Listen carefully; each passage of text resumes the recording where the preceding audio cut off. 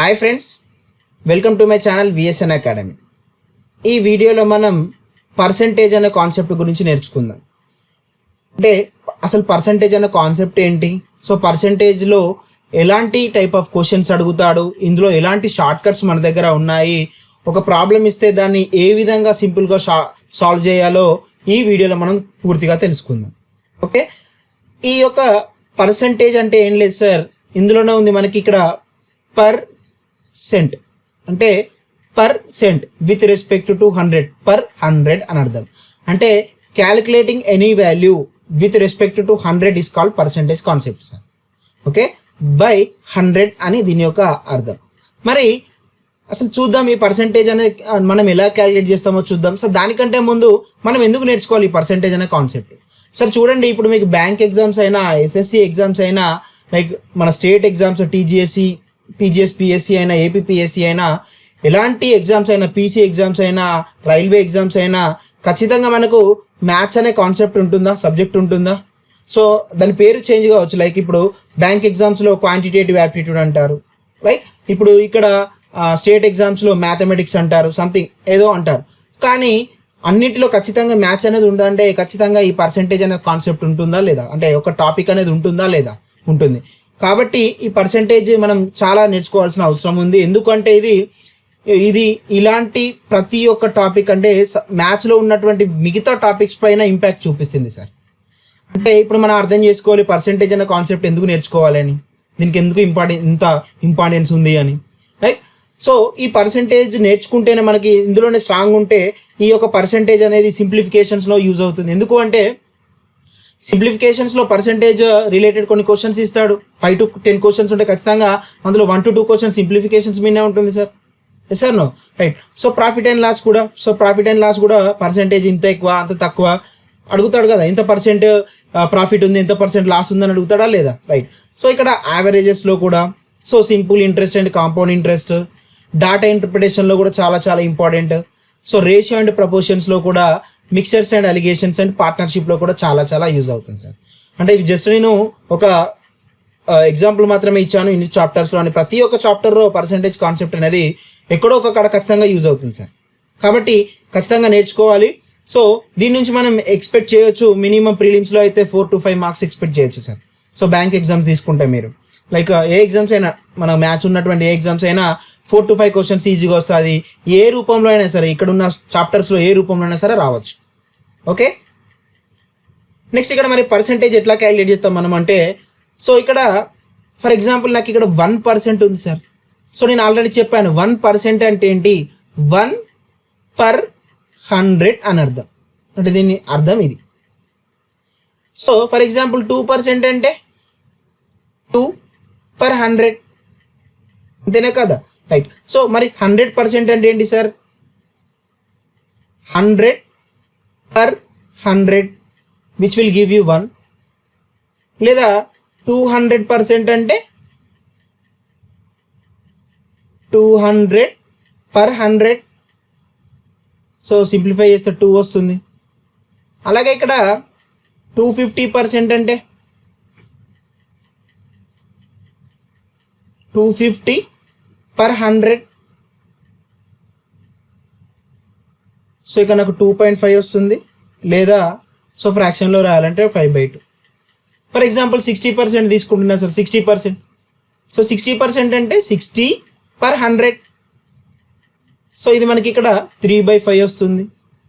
లేదా 0.6 అని మనం రాయొచ్చు. అంటే ఏం లేదు, పర్సంటేజ్ సింబల్ని మనం డిలీట్ చేయాలి అంటే సింపుల్గా 100 తోటి డివైడ్ చేస్తే మనకి ఇక్కడ వస్తుంది సార్. సో ఆ కాన్సెప్ట్ మనం ఇక్కడ డిలీషన్ ఆఫ్ పర్సంటేజ్ సింబల్ అంటాం, లేదా conversion of percentage to fraction or numbers or decimals అని మనం అంటాం. ఓకే, సో దీనికి సపరేట్గా ఏం కాన్సెప్ట్ నేర్చుకోవాల్సిన అవసరం లేదు. పర్సంటేజ్ని లైక్ నెంబర్స్కి, ఫ్రాక్షన్స్కి ఆర్ డెసిమల్స్కి కన్వర్ట్ చేయాలంటే ఏం చేయాలంటే 100 తోటి డివైడ్ చేయాలి. ఓకే, ఇక్కడ అదే చేస్తాం కదా. సో దాన్ని మనం డిలీషన్ ఆఫ్ పర్సంటేజ్ సింబల్ అని స్పెషల్గా అనుకోవాల్సిన అవసరం లేదు. Hope you understand. నెక్స్ట్ ఇక్కడ మరి ఇంతకుముందు మనం డిలీట్ చేసాము, ఇక్కడ పర్సంటేజ్ని యాడ్ చేయాలి. ఎట్లా సార్? సో దీన్నే మనం ఇక్కడ ఈ కాన్సెప్ట్ని మనం addition of percentage symbol or fraction to percentage conversion అంటాం. సో ఇప్పుడే చూసుకున్నట్టయితే మరి ఏం చేయాలి, అడిషన్ ఆఫ్ పర్సెంటేజ్ సింబల్ లేదా ఫ్రాక్షన్ టు పర్సెంటేజ్ కన్వర్షన్ అంటున్నాం. ఫర్ ఎగ్జాంపుల్ ఇప్పుడు నాకు ఇక్కడ 3/5 ఉంది సార్, ఇక్కడ నాకు 3/5 ఉంది. ఈ 3/5ని నేను పర్సెంటేజ్కి కన్వర్ట్ చేయాలి. Simple, quite opposite sir, into 100 తోటి చేయండి. ఇక్కడ ఇంటూ 100 తోటి చేసాం కాబట్టి ఇక్కడ పర్సెంటేజ్ తీసుకోవాలి. ఎందుకంటే పర్సెంట్ అంటే బై 100/100 కదా, పర్సెంట్ అంటే బై 100 అనే కదా. అంటే నేను 100 తోటి డివైడ్ చేస్తున్నా, 100 తోటి మల్టిప్లై చేస్తున్నా, నాకు ఆ వాల్యూ చేంజ్ కాదు. సో కాబట్టి ఇలా అయిపోయింది. సో దీన్ని మీరు సింప్లిఫై చేస్తే డైరెక్ట్ 60% వస్తుంది. ఎందుకు అంటే 5 20 టైమ్స్ 23 టైమ్స్ 60%. సో ఇక్కడ నాకు ఇక్కడ ఫ్రాక్షన్ టు పర్సెంటేజ్ కన్వర్ట్ చేశానా లేదా, రైట్. లేదా ఒక నెంబర్ తీసుకోండి. ఫర్ ఎగ్జాంపుల్ ఇప్పుడు ఇక్కడ 1 ఉంది, 1ని నేను పర్సెంటేజ్ కన్వర్ట్ చేయాలి ఇంటూ 100%. సింపుల్, నాకు వచ్చింది 100% వాల్యూ వస్తుంది. నెక్స్ట్ ఇక్కడ ఫర్ ఎగ్జాంపుల్ 5 తీసుకోండి. సో 5ని నేను కన్వర్ట్ చేయాలంటే 5 ఇంటూ 100% 500%. ఓకే. సో లేకపోతే మీరు ఇక్కడ లైక్ ఏం తీసుకుంటారు, ఒక 3/20 తీసుకోండి. సో దీన్ని కన్వర్ట్ చేయాలంటే ఏంటి సార్, ఇంటూ 100%. సో ఇక్కడ మీకు 15% రావడం జరుగుతుంది. సో నెక్స్ట్ వచ్చేసరికి ఇక్కడ మీరు ఏమైనా తీసుకోండి. ఫర్ ఎగ్జాంపుల్ 2.5 తీసుకోండి.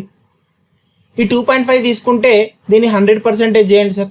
100% అంటే మీకు ఇక్కడ 250% వస్తుంది. ఇలా మీరు ఒక పర్సెంటేజ్ సింబల్ని యాడ్ చేయొచ్చు, డిలీట్ చేయొచ్చు. సో ఈ రెండు కాన్సెప్ట్ వైస్ వర్సా ఉంటాయి. సో ఒక నెంబర్ని పర్సెంటేజ్ అనే దాన్ని డిలీట్ చేయాలంటే 100 తోటి డివైడ్ చేయాలి, పర్సెంటేజ్ అనే సింబల్ని యాడ్ చేయాలంటే 100 తోటి మల్టిప్లై చేయాలి సార్. ఇదే కాన్సెప్ట్, ఇది గుర్తుపెట్టుకోండి.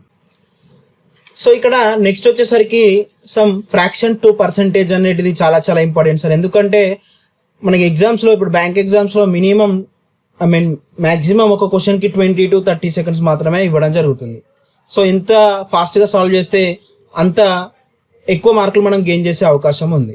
సో ఇక్కడ కాబట్టి వాటికి కొన్ని షార్ట్ కట్స్ అనేవి ఖచ్చితంగా నేర్చుకోవాలి. అంటే కొన్ని వాల్యూస్ అనేవి మనకు ఖచ్చితంగా గుర్తుండాలి. సో ఆ కాన్సెప్ట్లోనే భాగంగా నేను మీకు కొంచెం ఇంపార్టెంట్ కన్వర్షన్స్ ఆర్ గుర్తుపెట్టుకునేవి ఇవ్వడం జరిగింది సార్. సో ఇక్కడ వచ్చేసరికి ఇప్పుడు మనకు ఆల్రెడీ తెలుసు 1 అంటే ఏంటి సార్, 100%. 1/2 అంటే 50%. 1/3 అంటే 33 1/3% ఆర్ 33.33% నెక్స్ట్ 2/3 66 2/3% ఆర్ 66.66%. సో ఇది 3/3లో. సో నెక్స్ట్ ఇక్కడ 1/4 అంటే 25%.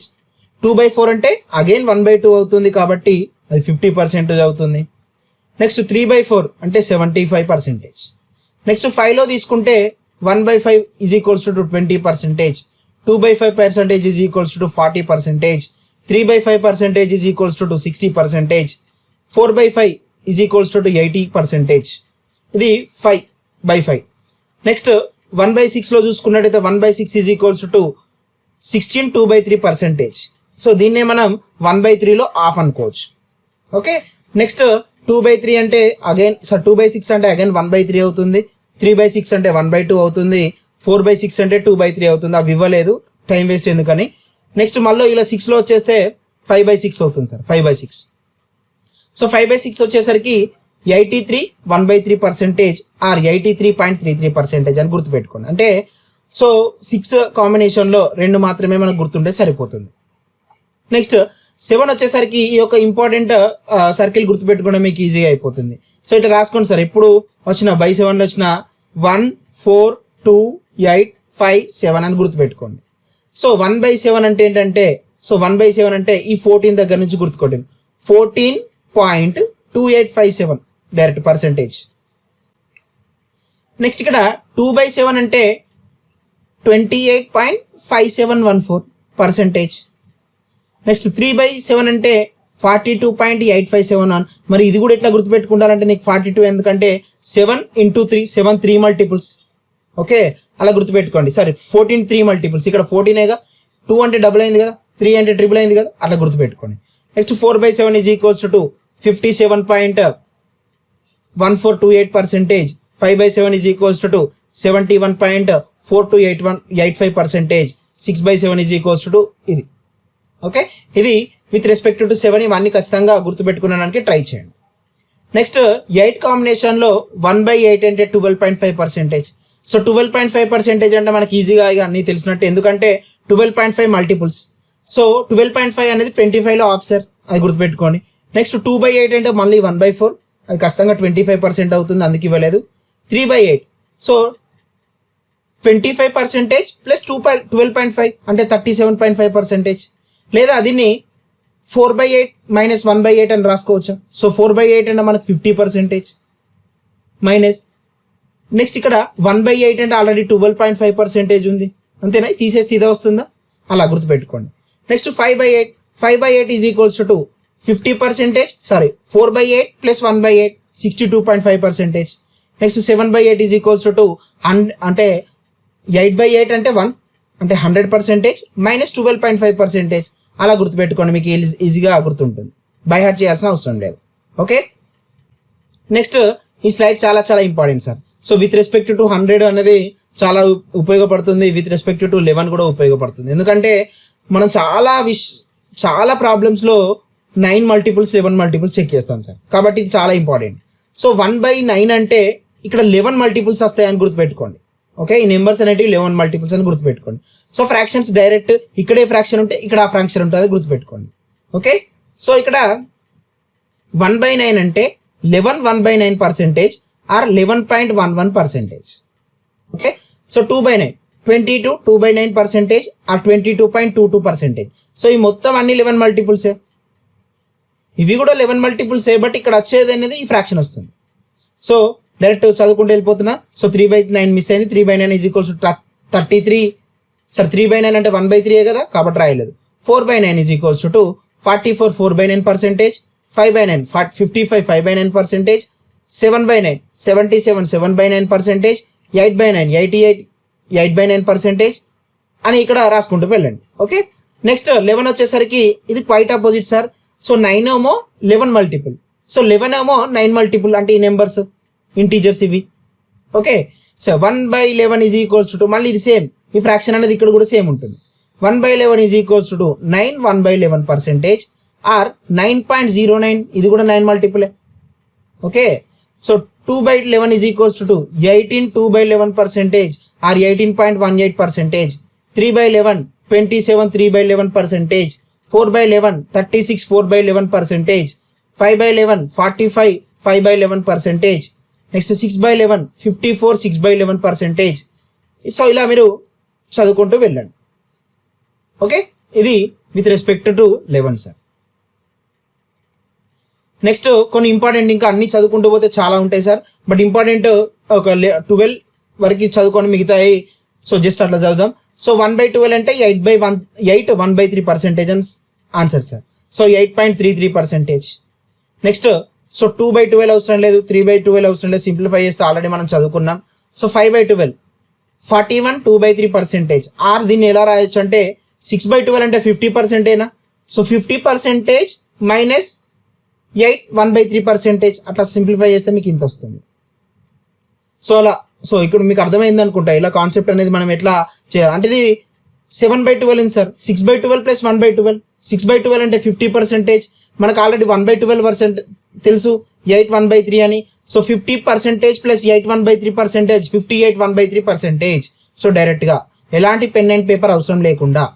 Okay, next 11/12, so 91 2/3%. నెక్స్ట్ ఇక్కడ మిగతా జస్ట్ అట్లా చూసుకుంటూ పోదాం. సో 1/13 అంటే 7 9/13%, 1/14 7 1/7%, 1/15 6 2/3%, 1/16 6 1/4%, 1/17 5 15/17%, 1/18 5 5/9%, 1/19 5 5/19%. సో ఇవి మాత్రం ఖచ్చితంగా గుర్తుంచుకోవాలి. లైక్ స్క్వేర్స్ అండ్ క్యూబ్స్లో మనం ఎలా అయితే లైక్ 100 స్క్వేర్స్ దాకా ఎలా గుర్తుపెట్టుకున్నామో, 30 క్యూబ్స్ దాకా ఎట్లా గుర్తుపెట్టుకున్నామో, ఈ ఫ్రాక్షన్స్ ఖచ్చితంగా గుర్తుపెట్టుకోవాలి సార్. అప్పుడే మనకి మన ఒక క్వశ్చన్కి ఆన్సర్ అనేది సింపుల్ అవుతుంది. ఓకే, సో ఇక్కడ మనం నెక్స్ట్ చూసుకున్నట్లయితే concept A% of B equal to B% of A sir. అలా మీరు రాసుకోవచ్చు. ఫర్ ఎగ్జాంపుల్ ఇప్పుడు నాకు ఒక ఇప్పుడు ఎట్లా ఉంటున్నా అంటే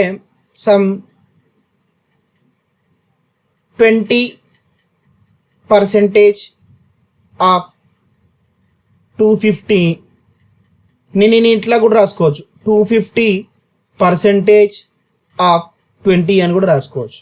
అంటే ఇక్కడ నేను జస్ట్ ఎగ్జాంపుల్ ఇవ్వడానికి సింపుల్ తీసుకున్నా, బట్ క్వశ్చన్స్లో ఇలా ఉండదు. లైక్ ఇక్కడ ఎట్లా ఇస్తాడు అంటే ఫర్ ఎగ్జాంపుల్ ఇక్కడ 16.25 ఫర్ ఎగ్జాంపుల్ 16.25% ఆఫ్ సమ్ ఇక్కడ ఒక